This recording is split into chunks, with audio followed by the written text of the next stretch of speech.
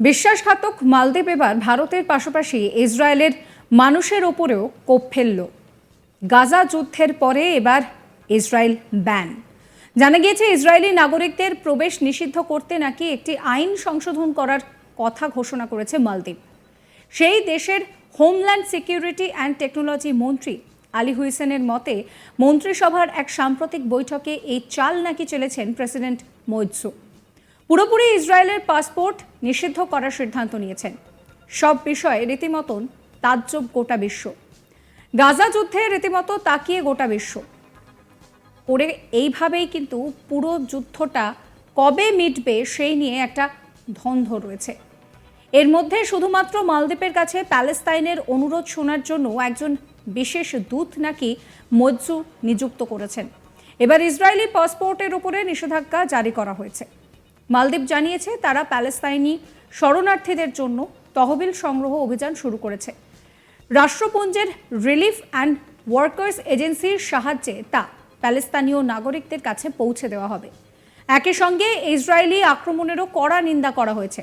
গাজায় ইসরায়েলের হামলার এই বিষয়টা নিয়ে অনেক দেশ বিরোধিতা করেছে, নিন্দার ঝড় উঠেছে বিভিন্ন জায়গায়।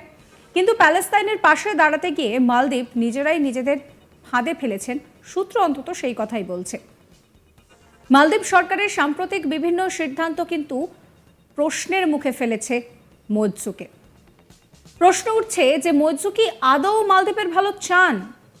কারণ সেই দেশের অর্থনীতি অনেকটাই পর্যটন নির্ভরশীল।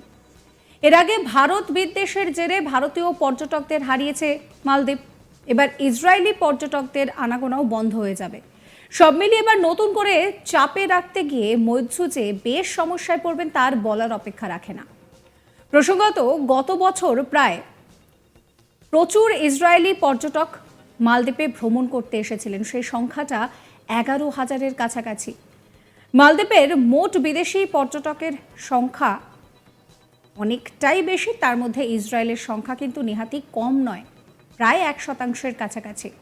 তাই মোইৎজু কেন এই সিদ্ধান্ত নিলেন তা নিয়ে অনেকেই প্রশ্ন করেছেন। অনেকেই বলছেন যে মোইৎজুর এই সিদ্ধান্ত আখেরে তাদের পায়ে কুরুল মারতে চলেছে। কারণ ভারতের সঙ্গে লাগাতার ঝামেলায় বেশ বেগ পেতে হয়েছে মালদ্বীপকে। বলতে গেলে বিভিন্ন দেশও তাদেরকে চাপে রেখেছিল। ভারতের কাছে মাথা নত করতে এক প্রকার বাধ্য হয়েছিলেন মোইৎজু। কিন্তু এবার নতুন করে প্রশ্ন উঠে গেল মোইৎজুকে নিয়ে।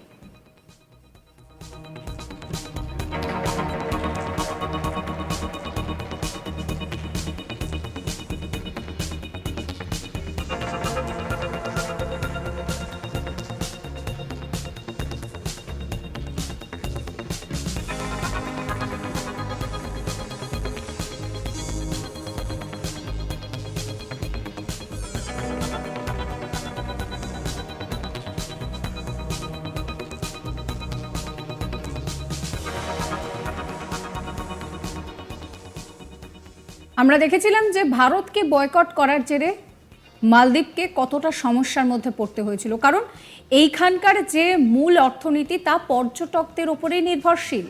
কিন্তু ভারত যখন রীতিমতন মুখ ফিরিয়ে নেয় তখন মালদ্বীপের দেওয়ালে পিঠ ঠেকে যাওয়ার অবস্থা। এবার মালদ্বীপ নতুন যে সিদ্ধান্ত নিয়েছে সেই সিদ্ধান্তেও সেই একই কাণ্ড হতে চলেছে। অর্থাৎ মালদ্বীপ আবারও চাপে পড়তে চলেছে মোইৎজুর সিদ্ধান্তের জেরে। কি সিদ্ধান্ত নেওয়া হয়েছে না, ইসরায়েলের মানুষের ওপরে এবার কোপ ফেলল মালদ্বীপ। গাজা যুদ্ধের পর এবার ইসরায়েল ব্যান। জানা গিয়েছে ইসরায়েলি নাগরিকদের প্রবেশ নিষিদ্ধ করতে একটি আইন সংশোধন করার কথা ঘোষণা করেছে মালদ্বীপ।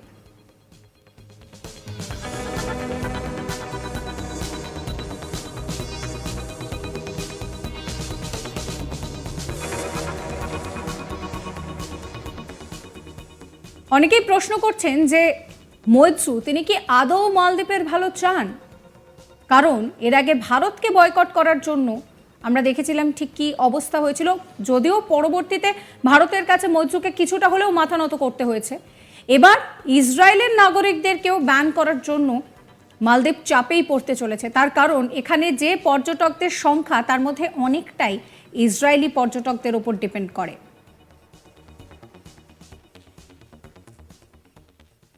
সাবস্ক্রাইব করবেন আজ তাক বাংলার ইউটিউব চ্যানেলকে, ফলো করবেন হোয়াটসঅ্যাপ চ্যানেলও।